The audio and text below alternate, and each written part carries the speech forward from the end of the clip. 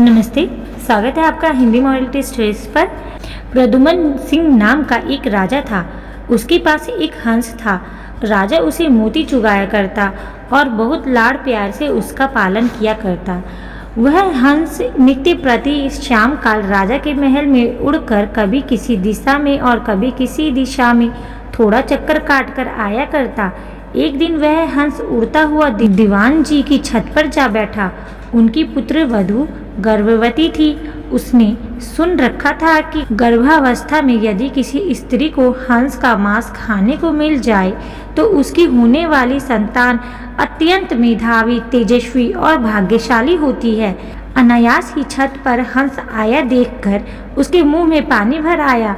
उसने हंस को पकड़ लिया और रसोई घर में ले जाकर उसे पकाकर खा गई। इस बात का पता ना उसने अपनी सास को लगने दिया, ना ससुर को और ना पति को ही, क्योंकि उसे भय था कि अगर राजा को इस बात का सुराग लग गया तो बड़ा अनिष्ट हो जाएगा। उधर जब रात होने पर हंस राजमहल नहीं पहुंचा तो राजा रानी को बहुत चिंता हुई।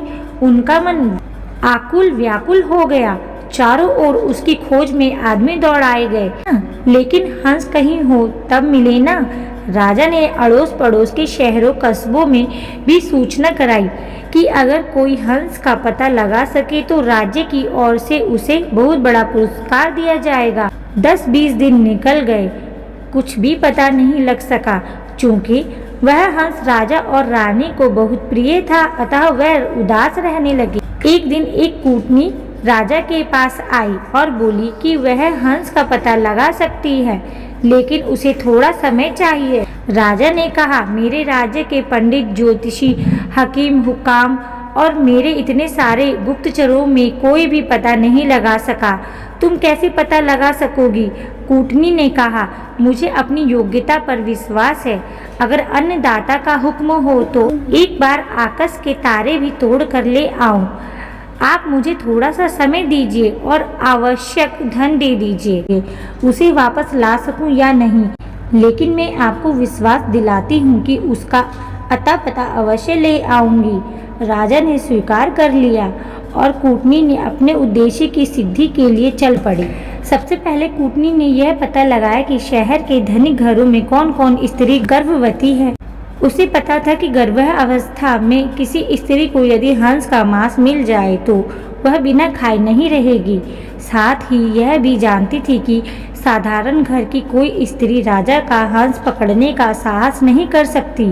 खोजते खोजते उसे पता लगा कि दीवान की पुत्र वधू गर्भवती है, अतः उसके मन में संदेह हो गया कि हो सकता है राजा का हंस उड़ते उड़ते किसी दिन इनके घर की छत पर आ गया हो और गर्भावस्था में होने के कारण लोभवश ये स्त्री उसे खा गई हो।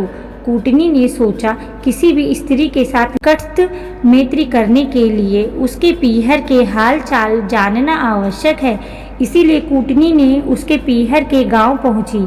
वहां जाकर उसने पीहर वालों से सारे गांवों के नाम धाम तथा उनके घर में बीती हुई खास खास पुरानी घटनाओं की जानकारी ली। उसे पता लगा कि दीवान जी की पुत्र वधू की बुआ छोटी उम्र में ही किसी साधु के साथ चली गई थी और आज तक लौटकर नहीं आई है। उसने सोचा, अब दीवान जी के घर जाकर उनकी पुत्र वधू की बुआ बनकर भेद लेने का अच्छा अस्त्र अपने हाथ आ गया। वह दीवान जी के घर गई। उनकी पुत्र वधू के साथ बहुत स्नेह ममतव्य की बात करने लगी और बोली, बेटी मैं तेरी बुआ हूँ, हम दोनों आज पहली बार मिली हैं। तुम जानती ही हो कि मैं बहुत पहले घर छोड़कर एक साधु के साथ चली गई थी। हाल ही में घर लौटकर आई और भाई से मिली तो उसने बताया कि तुम यहाँ ब्याही गई हो और तुम्हारे ससुर राज्य के दीवान हैं। यह जानकर मन में तुमसे मिलने की बहुत उत्कंठा हुई तो यहाँ चली आई। तुम्हें देखकर मेरे मन में बहुत ही हर्ष हुआ। भगवान तुम्हें सुखी रखे और तुम्हारी कोख में एक कांतिवान तेजस्वी पुत्र पैदा हो।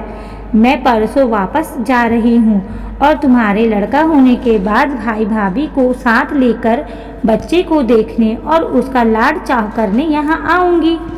दीवान के पुत्र वधू ने अपने भोलेपन के कारण उसकी बातों का विश्वास कर लिया और बोली, बुआ जी आप आई हैं तो 10-20 दिन तो यहाँ रहिए, जाने की इतनी जल्दी भी क्या पड़ी है।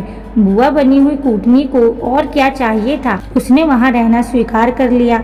थोड़े ही दिनों में बुआ भतीजी खूब हिल मिल गई। एक दिन बातों ही बातों में बुआ जी ने कहा, बेटी, गर्भावस्था में किसी स्त्री को अगर हंस का मांस खाने को मिल जाए तो बहुत अच्छा परिणाम निकलता है। उसके प्रभाव से होने वाली संतान बहुत ही तेजस्वी और कांतिवान होती है। किंतु हंस तो मानसरोवर छोड़कर और कहीं होते ही नहीं, इसलिए यह काम पार पड़े तो कैसे पड़े। यह सुनकर उसने अपने हंस खाने की बात बुआ जी को सहज भाव से बता दी। सुनकर बुआ ने कहा, बेटी, यह अचरज की बात है कि तुम्हारे यहाँ राजा के पास हंस था। तुमने जो किया वह बहुत अच्छा किया, किंतु तुम्हें किसी के सामने इस घटना का जिक्र नहीं करना चाहिए। मेरे सामने भी नहीं करना था, लेकिन खैर, मुझसे कही हुई बात तो कहीं जाने वाली नहीं है, इसलिए जिक्र कर दिया तो भी कोई बात नहीं। कुछ दिन और बीत गए, तब कूटनी ने कहा, बेटी, अगर भगवान के सामने तुम हंस खाने की बात स्वीकार कर लो तो हंस की हत्या का पाप तो सिर से उतर ही जाएगा, सुपरिणाम भी दोगुनित होगा। मंदिर के पुजारी से कहकर मैं ऐसी व्यवस्था कर दूंगी कि जिस वक्त वहाँ तुम सारी घटना बताकर अपराध स्वीकार करो, उस वक्त पुजारी भी वहाँ नहीं रहे तथा और भी कोई ना रहे, हम दो ही रहेंगे। उसने ऐसा करना स्वीकार कर लिया। कूटनी लुक छिप कर राजा के पास पहुंची और बोली, आपसे वादा किया था उसके अनुसार हंस का अता पता लगा लाई हूँ। ऐसा कहकर उसने सारी घटना राजा को बताई। राजा ने कहा, इसका प्रमाण क्या है। वह बोली, फलना दिन आप मंदिर में आ जाए और हंस खाने वाली स्त्री की स्वीकारोक्ति स्वयं अपने कानों से सुन लें। राजा ने ऐसा करने की हाँ भर ली। नियत दिन समय से कुछ पहले पूर्व योजना के अनुसार कूटनी ने राजा को एक जरा ऊंचे स्थान पर रखे हुए एक बड़े से ढोल में छिपा दिया और बुआ भतीजी मंदिर पहुंची। मंदिर का पट खुला था, पुजारी यहाँ और दूसरा कोई भी व्यक्ति वहाँ नहीं था। अब बुआ जी ने शुरू किया, हाँ तो बेटी, क्या बात हुई थी उस दिन। दीवान की पुत्र वधू ने घटना आरंभ की।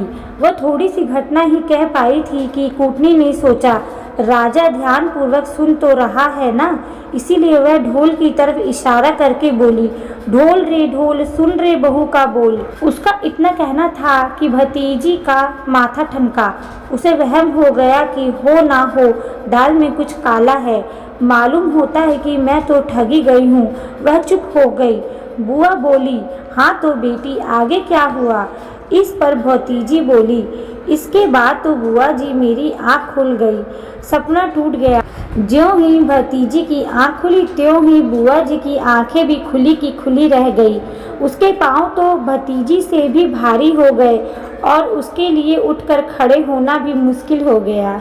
आपको यह कहानी कैसी लगी, प्लीज़ हमें कमेंट करके ज़रूर बताएं। कहानी सुनने के लिए